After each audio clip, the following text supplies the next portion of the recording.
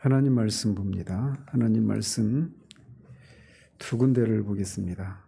먼저 요한복음 12장 23절에서 26절까지 보겠습니다. 요한복음 12장 23절에서 26절까지입니다. 같이 읽겠습니다. 예수께서 대답하여 이르시되 인자가 영광을 얻을 때가 왔도다. 내가 진실로 진실로 너희에게 이르노니 한 알의 밀이 땅에 떨어져 죽지 아니하면 한 알 그대로 있고 죽으면 많은 열매를 맺느니라.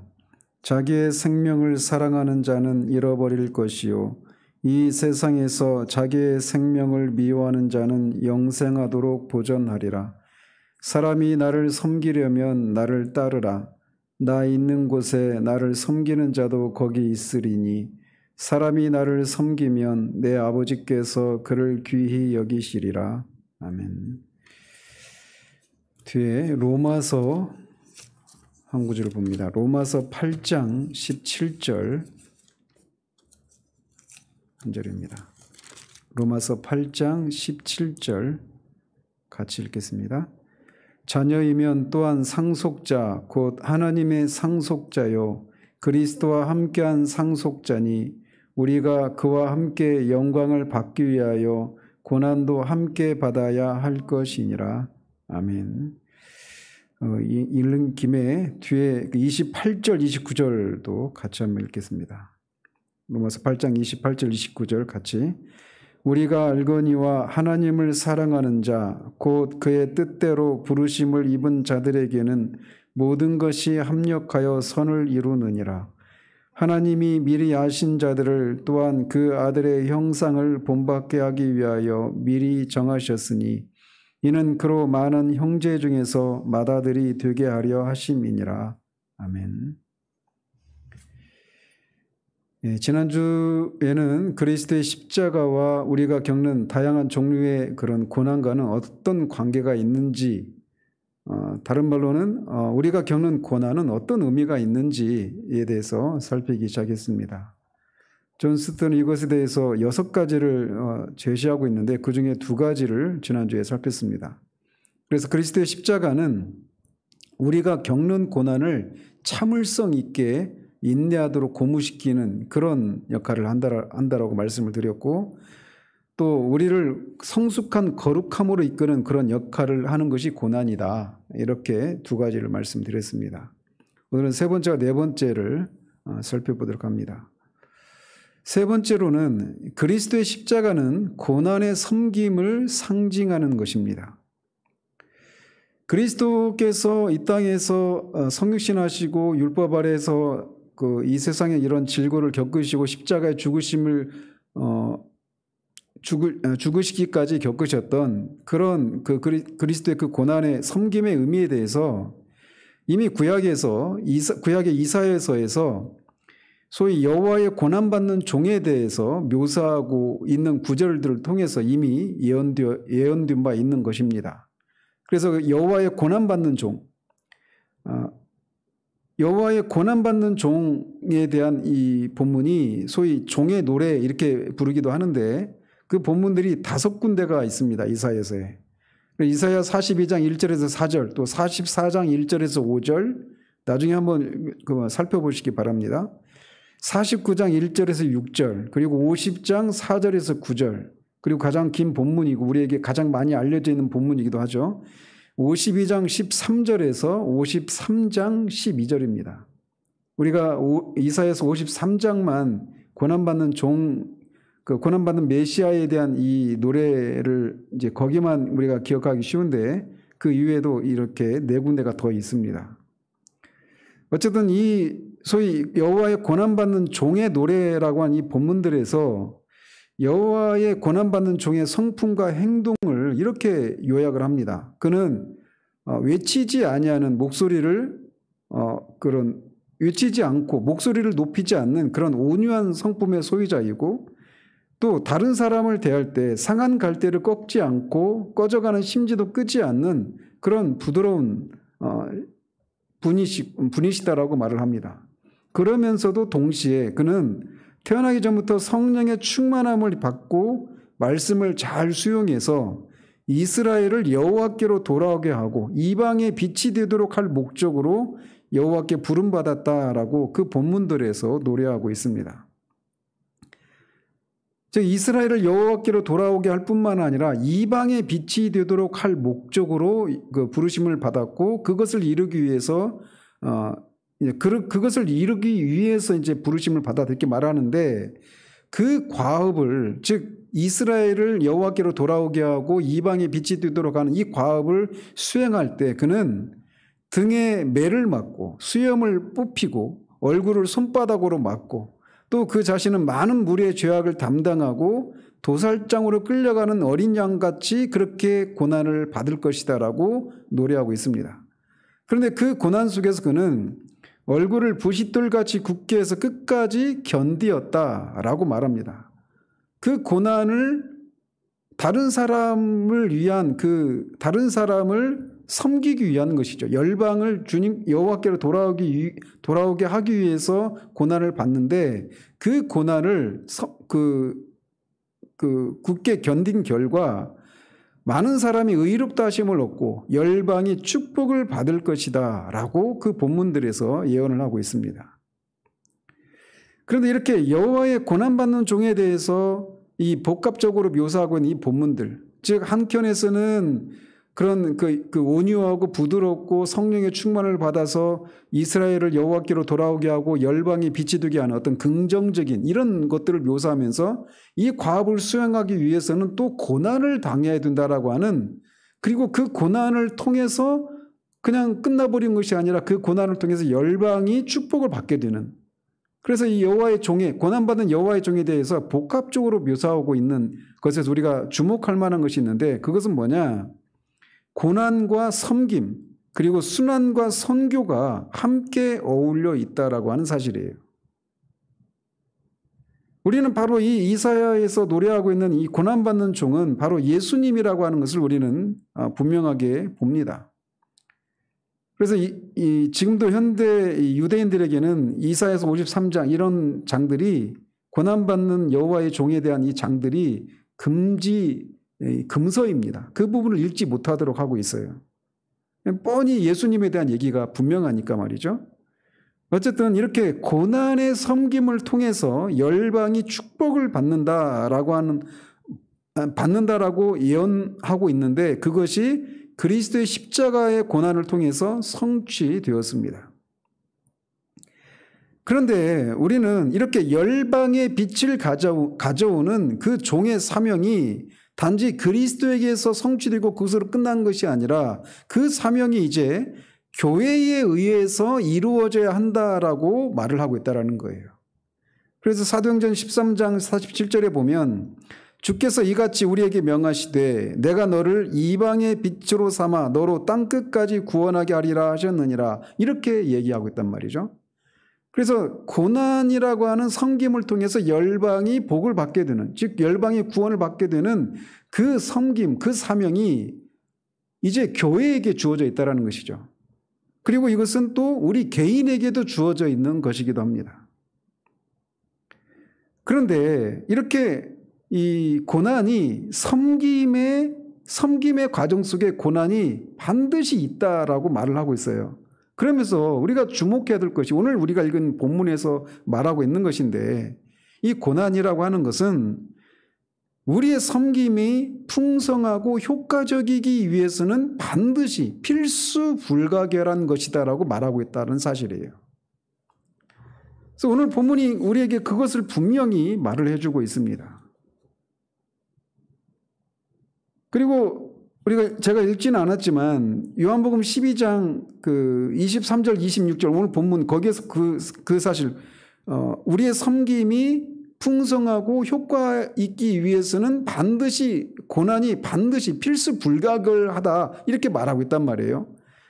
그리고 또 12장 31절 33절에서도 똑같은 것을 얘기합니다. 내가 땅에서 들리면 모든 사람을 내게로 이끌겠노라 하시니, 이렇게 말씀하시면 자기가 어떠한 죽음으로 죽을 것을 보이심이로라. 이 요한복음 12장에서 말하고 있는 이 교훈을 받아들이는 것은 쉬운 것이 아닙니다. 죽는다라고 하는 것, 죽음이 생명으로 이르는 길 이상의 것이라고 주님이 이 본문에서 우리에게 말해주고 있어요.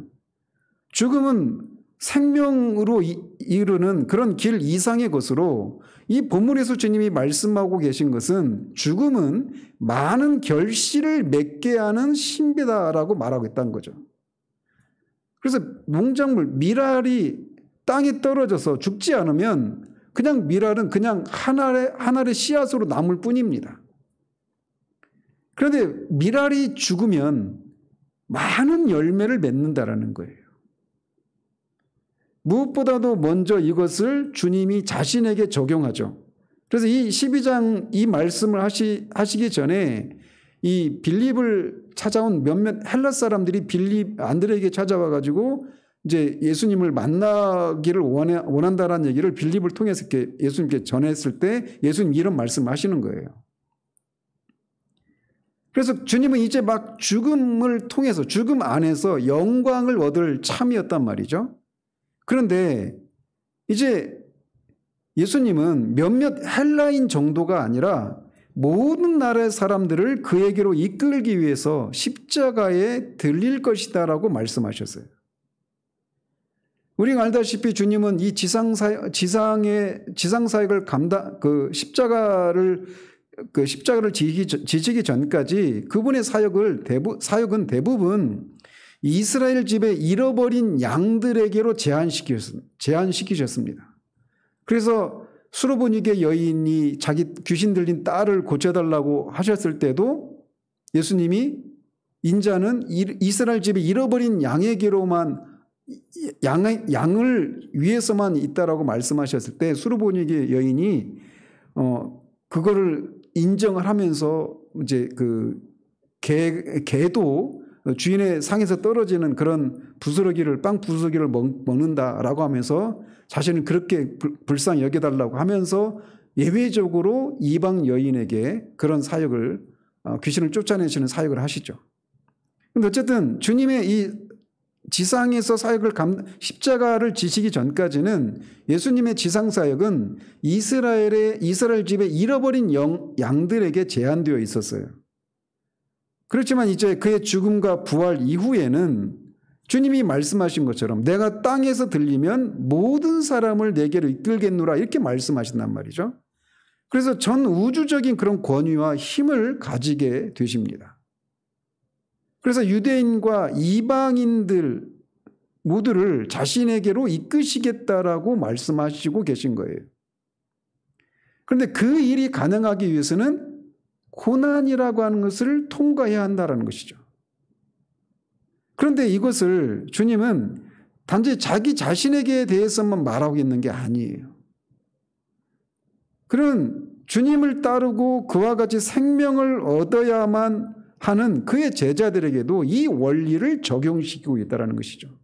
그래서 주님이 죽음으로써 모든 사람을 자신에게로 이끌게 하시는 것처럼 주님을 따르는 제자들도 이제 꼭 반드시 순교를 해야 된다는 것만 아니지만 이렇게 우리가 많은 다른 사람을 섬기는 일에 있어서 많은 열매를 거두기 위해서는 이렇게 한 알의 밀알이 썩어서 죽는 것과 같은 그런 고난이 필수 불가결하다라고 말씀하고 계신 거예요. 이것을 가장 잘 보여주는 그런 사람이 있다라면 바울이라고 할 수가 있습니다. 그래서 바울은 많은 구절들이 있지만 이 자신의 섬김 가운데 들어있는 그 고난이 다른 많은 사람들을 주님께로 이끄는 일에 있어서 필수 불가결하다라고 하는 것을 바울이 자신의 어떤 자전적인 그런 고백들을 통해서 우리에게 말해주고 있단 말이에요. 이를테면 에베소서 3장 1절 또 13절은 이렇게 말을 합니다. 이러므로 그리스도 예수의 일로 너희 이방인을 위하여 갇힌 자 된 나 바울이 말하거니와. 자신이 갇혀 있는데 이방인을 위해서 갇혀 있다라고 말하고 있어요. 그리고 13절에 그러므로 너희에게 구하노니 너희를 위한 나의 여러 환난에 대하여 낙심하지 말라. 이는 너희의 영광이니라. 또 골로새서 1장 24절에서 이렇게 말을 합니다. 나는 이제 너희를 위하여 받는 괴로움을 기뻐하고 그리스도의 남은 고난을 그의 몸된 교회를 위하여 내 육체에 채우느라. 또 디모데후서 2장 8절에서 10절까지에서는 이렇게 말합니다. 내가 전한 복음대로 다윗의 씨로 죽은 자 가운데서 다시 살아나신 예수 그리스도를 기억하라. 복음으로 말미암아 내가 죄인과 같이 매이는 데까지 고난을 받았으나 하나님의 말씀은 매이지 아니하니라. 그러므로 내가 택함받은 자들을 위하여 모든 것을 참음은 그들도 그리스도 예수 안에 있는 구원을 영원한 영광과 함께 받게 하려 함이라. 이렇게 말을 합니다. 그래서 바울이 지금 제가 읽어드린 이 본문에서, 새 본문에서 말하고 있는 게 뭐냐면 그의 고난을 이방인을 위한 고난이다. 그리스도의 몸된 교회를 위한 고난이다. 또 택함받은 자들을 위한 고난이고 그런 고난을 참고 있다라고 말하고 있단 말이에요. 그는 그들을 위해서 이렇게 고난을 참고 있으므로 그들이, 즉 이방인이, 그리스도의 몸된 교회가, 택함받은 자들이 자신의 이런 고난으로 사도가 겪고 있는 그 고난으로 인해서 그들이 얼마간의 유익을 얻을 것이라고 생각하고 있단 말이죠. 골로새서 본문에서 보면 사도는 그의 고난이 그리스도의 남은 고난을 채우는 것이다 라고 말합니다. 우리는 바울이 여기서 그리스도의 자신이 받는 고난을 그리스도의 남은 고난을 채우는 것이다 이렇게 말하고 있는데, 그게 사도 바울 자신이 겪는 고난을 그리스도가 겪는 그 고난과 똑같은 효력을 가진 고난이다 이렇게 말하고 있는 게 아니라고 하는 것을 우리는 압니다. 왜냐하면 그리스도의 고난으로 모든 것이 충족되었기 때문에 그 사실을 사도가 누구보다도 잘 알죠. 그렇기 때문에 자신이 받는 고난을 그리스도가 받는 그 고난과 똑같은 것이라고 이렇게 말하고 있는 건 아니에요. 또 다른 사실은 뭐냐면 그리스도가 이렇게 그리스도의 남은 고난을 자신이 채운다라고 말할 때 그 고난이라고 하는 단어가 지속된다라고 하는 그런 의미가 있는 단어를 사용해서 말하고 있다는 겁니다. 즉 그리스도의 고난은 이미 십자가에서 끝났죠. 완성됐죠. 죄인을 구속하기 위한 그리스도의 고난은 완성되고 충분하고 끝나버린 거예요. 그런데 사도가 여기서 그리스도의 남은 고난을 채운다라고 말할 때 그 고난이라고 하는 단어를 지속적인 의미가 있는 그런 의미의 그런 단어를 사용하고 있다는 거예요. 그래서 자신이 받는 고난과 그리스도가 받은 고난이 같은 성격의 것이 아니다라고 하는 것을 분명히 하고 있어요. 그럼에도 불구하고 바울은 그의 고난을 통해서 사람들이 무슨 유익을 얻을 것이라고 생각하고 있다는 거죠. 그러면서 그 사도가 겪고 있는 그 고난을 통해서 사람들이, 특별히 이 본문의 경우들은 이방교회가 어떤 유익을 얻는다라고 그가 생각하고 있었느냐면, 방금 읽어드린 그 세 본문 중에서 두 개, 즉 에베소서와 이 디모데 후서에서 보면 고난을 영광과 연결시키고 있다는 겁니다. 이를테면 에베소서 1장에서는 나의 여러 환난이 너희의 영광이다 이렇게 말하고 있어요. 에베소서 3장 13절에서 자신이 받는 여러 환난이 너희의 영광이다 이렇게 말하고 있어요. 그리고 디모데 후서에서는 바울이 참고 있는 그런 고난 때문에 택함을 받은 자들이 구원을 영원한 영광과 함께 얻을 것이다 라고 말하고 있단 말이죠. 그래서 자신이 받는 고난을 인해서 택함을 받은 자들이 구원을, 영원한 영광과 함께 구원을 받을 것이고 또 영광을 받게 될 것이다 라고 말하고 있다는 겁니다. 바울은 이렇게 자신이 겪고 있는 고난 때문에 다른 사람들이, 즉 에베소 교회나 디모데후서에서 보내는 그런 이방 택함을 받은 자들이나 교회가 분명히 이런 영광을 받을 것이라고 하는 확신을 가지고 얘기하고 있는 겁니다. 자신이 받는 고난을 그런 시각으로 바라보고 있는 거예요.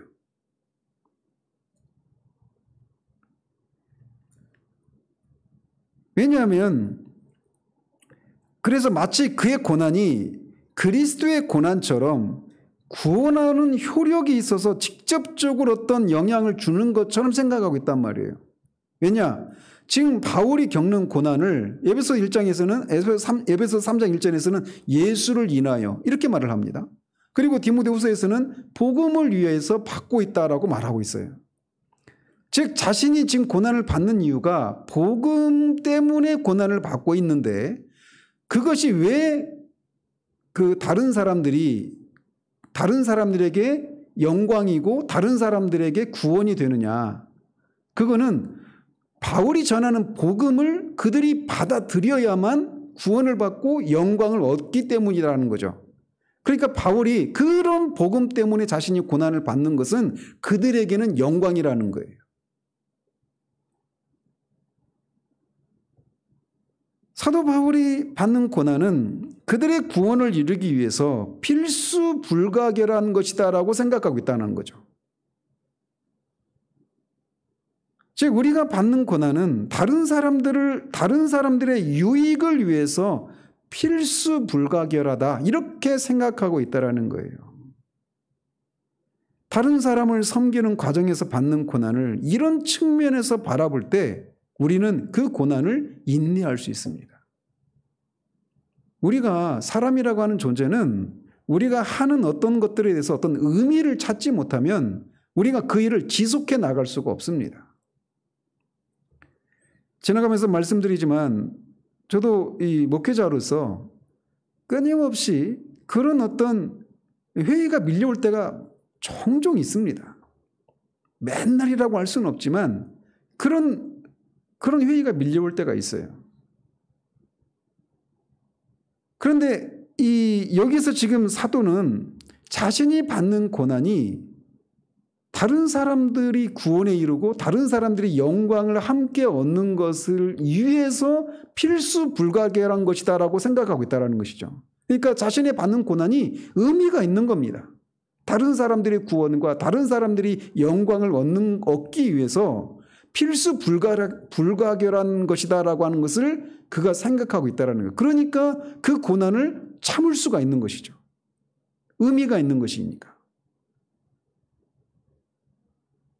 그런데 섬김에서 고난이 차지하는 그런 자리와 또 선교에서 순환이 차지하는 자리는 오늘날 잘 가르쳐지지 않고 있습니다.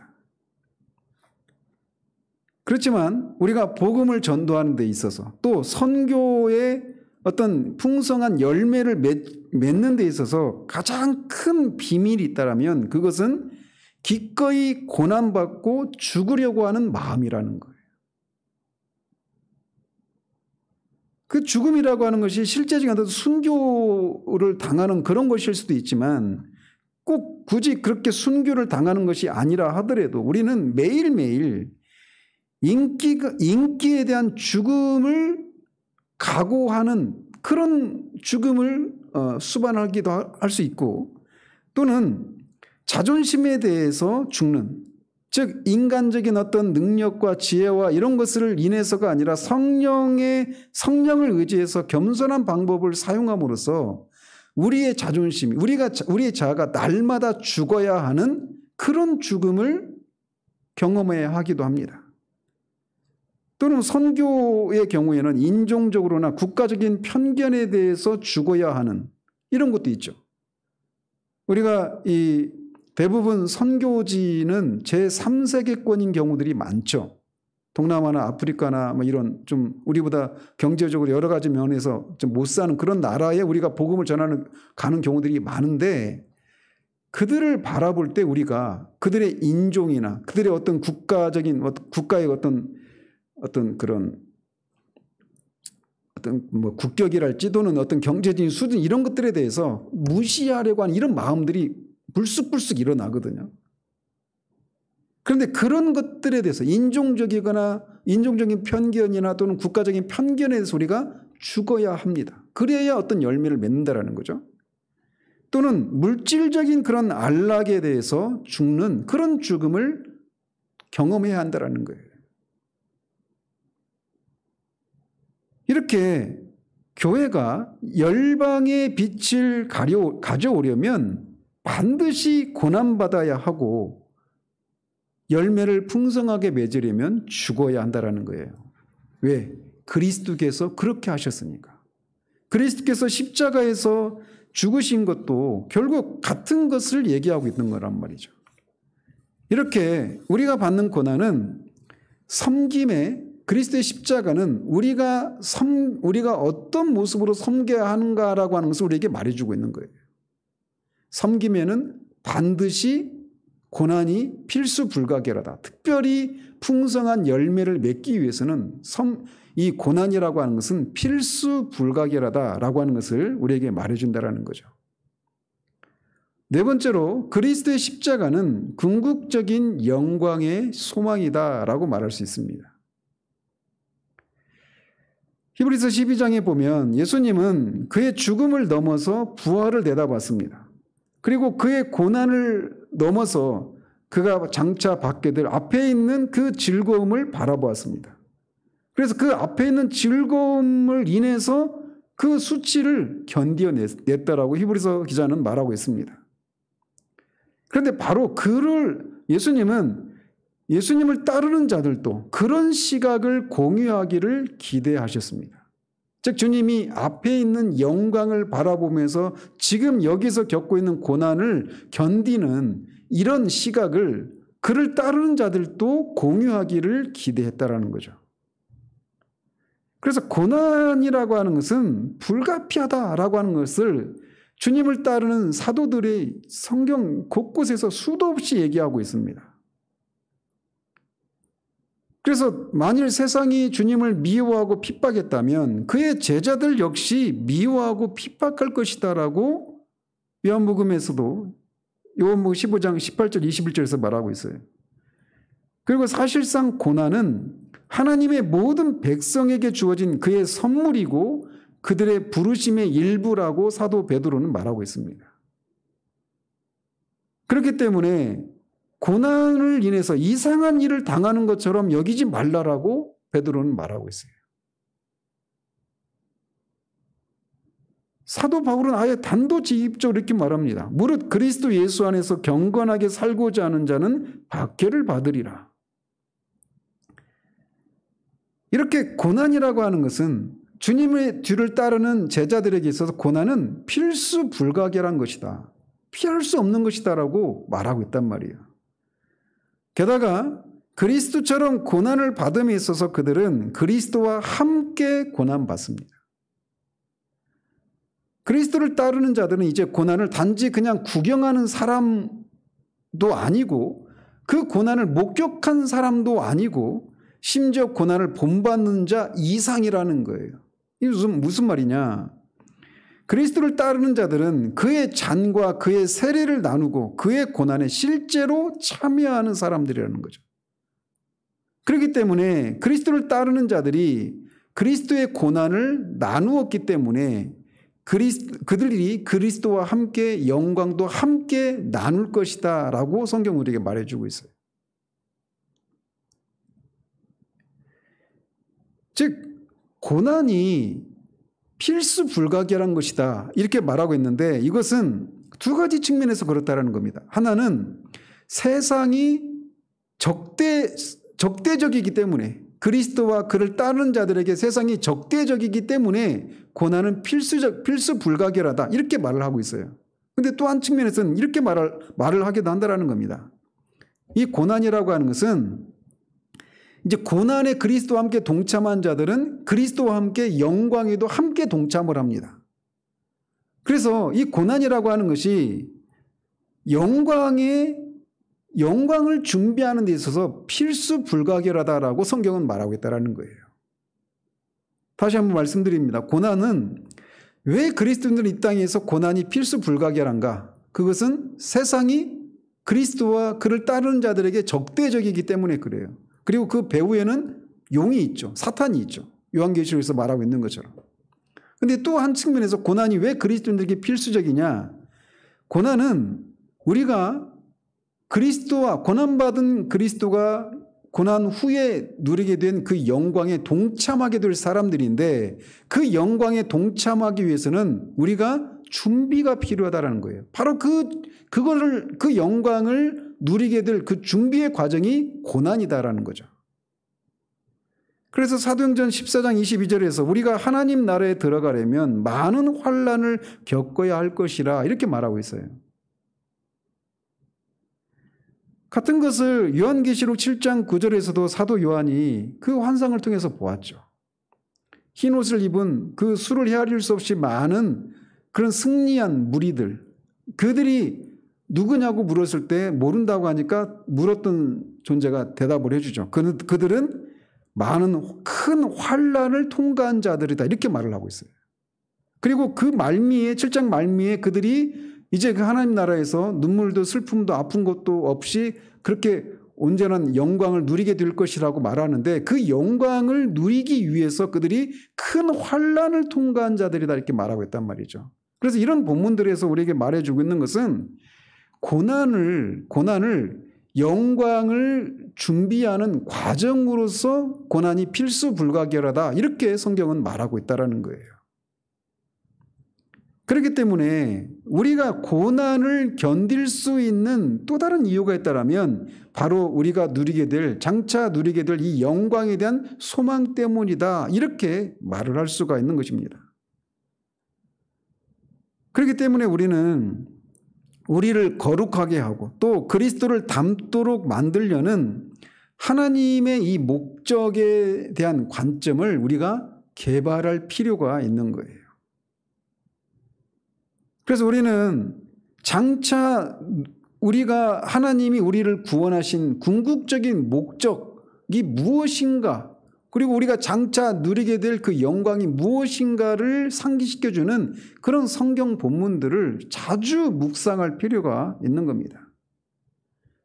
에베소서 1장 4절에서 이렇게 말합니다. 창세전에 그리스도 안에서 우리를 택하사 우리로 사랑 안에서 그 앞에 거룩하고 흠이 없게 하시려고 우리를 부르셨다라고 말하고 있습니다. 우리의 구원의 목적이, 우리를 구원하신 목적이 하나님 앞에서 우리가 거룩하고 흠이 없는 존재가 되도록 하기 위해서 우리를 부르셨다라고 말하고 있어요. 우리를 구원하신 목적은 그 영광 앞에 흠이 없이 즐거움으로 서게 하는 것이다라고 말하고 있단 말이죠. 또 오늘 읽은 이 로마서 8장 17절에서도 현재의 고난은 장차 우리에게 나타날 영광과 좋게 비교할 수 없다라고 말합니다.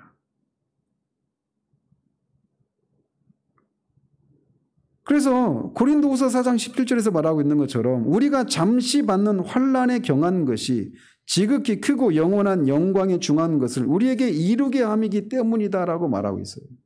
그래서 영광에 대한 소망이 우리로 하여금 고난을 인내할 수 있게 만든단 말이죠.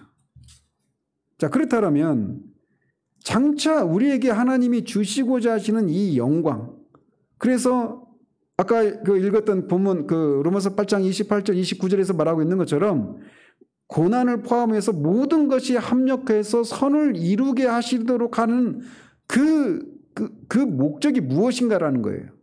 우리가 장차 누리게 될 영광이 무엇이라고 말하고 있느냐라는 겁니다. 로마서 8장 28절에서는 이렇게 말합니다. 우리가 그 아들의 형상을 본받게 하기 위함이다라고 말하고 있어요. 우리가 고난을 견딜 만한 것으로 만들어주는 우리가 장차 누리게 될 그 영광은 무엇이냐면 바로 아들의 형상을, 그리스도의 형상을 담는 것에 있다라고 성경은 우리에게 말해주고 있단 말이죠. 요한 사도도 우리가 그와 같을 줄 아는 것은 그의 계신 그대로 볼 것을 인함이니 라고 말합니다. 그래서 이런 소망을, 이런 영광의 소망을 가진 자마다 자기를 깨끗하게 한다라고 말하고 있어요. 즉 우리에게 닥치는 고난은 장차 누리게 될 그 영광을 준비하는 그런 것이기 때문에 고난이 필수적이다. 그 영광을 누리게 될 신자들에게 있어서 고난은 필수적이다라고 성경이 말하고 있다는 것입니다. 이런 사상이 고난에 대해서 이런 시각으로 바라보는 이런 구절들은 성경에 수도 없이 많이 나오죠. 실제적인 예를 드린다면 이 캐나다의 찬송가 작가이고 또 여류 작가였던 마가렛 클락슨이라고 하는 분이 쓴 영광을 위한 운명이라고 하는 책에 잘 소개되어 있습니다. 이 마가렛 클락슨이라고 하는 분은 처음부터 굉장히 불우한 그런 불행한 가정에서 태어났다고 합니다.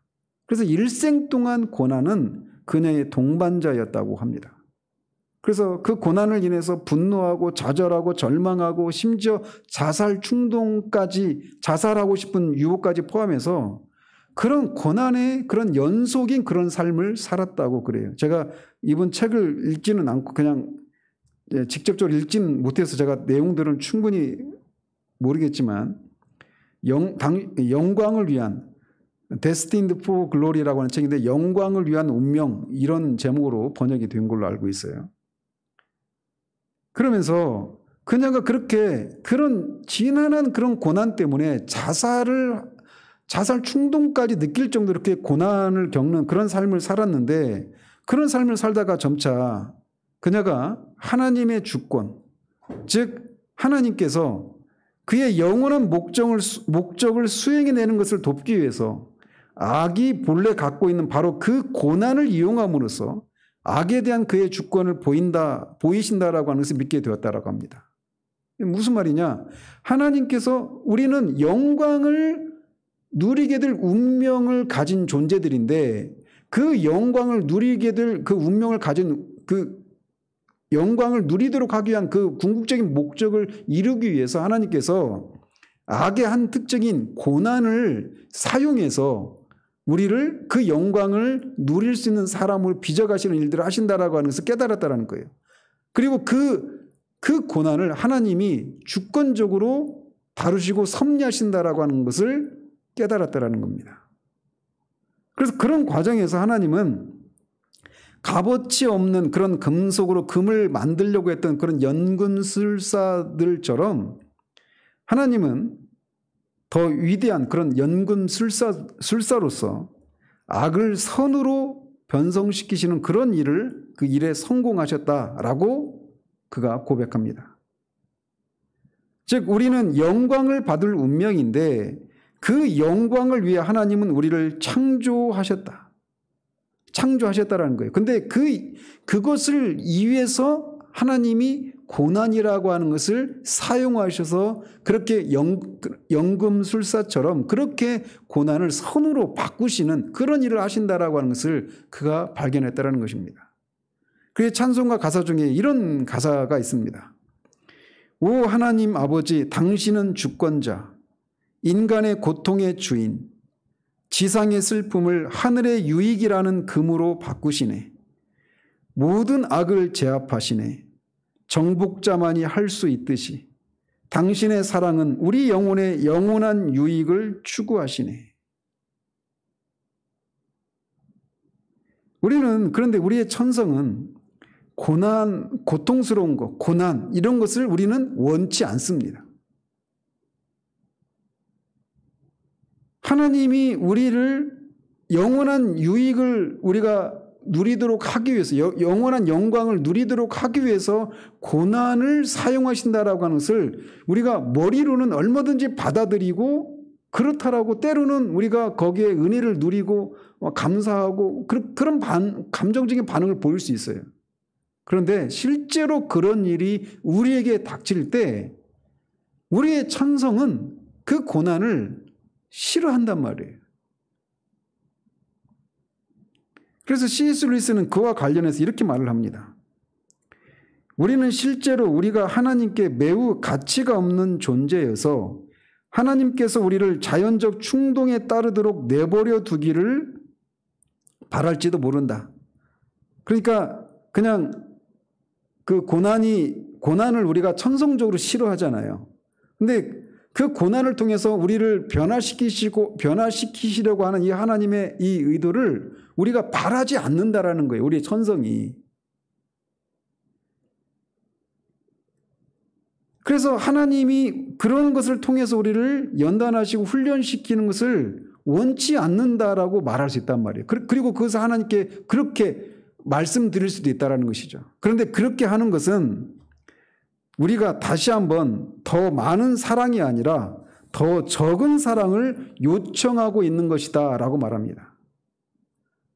하나님이 고난을 통해서 우리를 영원한 영광을 누리도록 합당한 사람으로 준비시키기 위해서 고난을 그렇게 사용하시는데, 우리 천성은 고난을 싫어하기 때문에 하나님께 그 고난이 우리에게 닥칠 때 이 고난이 우리에게 그런 일을 하지 못하도록 그냥 우리가 그렇게 값어치 있는 존재가 아니니까 그냥 내버려 주십시오 이렇게 말하려고 한다라는 것이죠. 우리의 본성은. 그런데 그렇게 말하는 것은 궁극적으로는 하나님께 더 적은 사랑을 요구하는 일이 되고 만다라는 거예요. 하나님의 사랑이 현재 그대로의 우리에게 만족하시기를 요청하는 것은 하나님이 하나님 되기를 그만두시도록 요청하는 것이다. 이렇게 C.S. 루이스는 말합니다. 그러니까 내 모습 이대로 주 봐두옵소서, 이게 우리가 주님께 처음 돌아올 때 고백하는 것인데, 그렇게 돌아온 자들을 이제 영광, 고난이라고 하는 것을 통해서 영원한 영광을 누리기에 합당한 사람으로 빚어가시기 위해서 고난을 사용하시는데, 그 고난이 우리 가운데 닥치면 우리의 천성은 이 고난이 우리에게서 빨리 지나가기만을 구하고, 이 고난이 우리에게 오지 않기를 구한단 말이에요. 그런데 그래서 그냥 내 모습 이대로 그냥 내버려 달라고 이렇게 요구하고 있는 셈이 되는 건데, 그렇게 하는 것은 결국 우리를 향한 하나님의 사랑을 더 적게 요청하는 것이고, 더 나아가서는 하나님이 하나님 되기를 그만두기를 요청하는 것이다라고 말한다라는 거죠. 고난에 대해서 이렇게 하나님의 백성을 영광에 이르게 하는 길로 보는 것은 분명히 성경적입니다. 그런데 조건이 있어요. 모든 고통, 즉 신자나 불신자를 막론하고 모든 사람이 겪는 고통이 다 이렇게 영광에 이르게 하는 길로 보는 것은 성경적이지 않습니다. 이것은 오직 하나님의 사랑을 받는 자들, 하나님의 택함받은 자들에게 의미가 있는 거라는 거죠. 지금까지 우리는 그리스도의 고난과 우리의 고난과의 관계를 이렇게 살피는 중에, 지난주에도 그 고난은 우리를 성숙한 거룩함에 이르도록 하는, 즉 우리를 성화시키는 것이고, 또 오늘 같은 경우는 우리가 열매 맺는 그런 섬김이 되도록 하기 위해서 고난이 그런 의미가 있는 것이고, 궁극적인 우리의 운명, 즉 우리가 영화롭게 되는 것과 관련된 것이다라고 하는 사실을 살펴보았습니다. 고난을 이렇게 이론화시키는 것은 쉬운 일이죠. 그러나 이 고난이 이런 의미가 있다라고 해서 우리가 이론적으로 알고 이론적으로 그것을 받아들이는 것은 어려운 일이 아닙니다.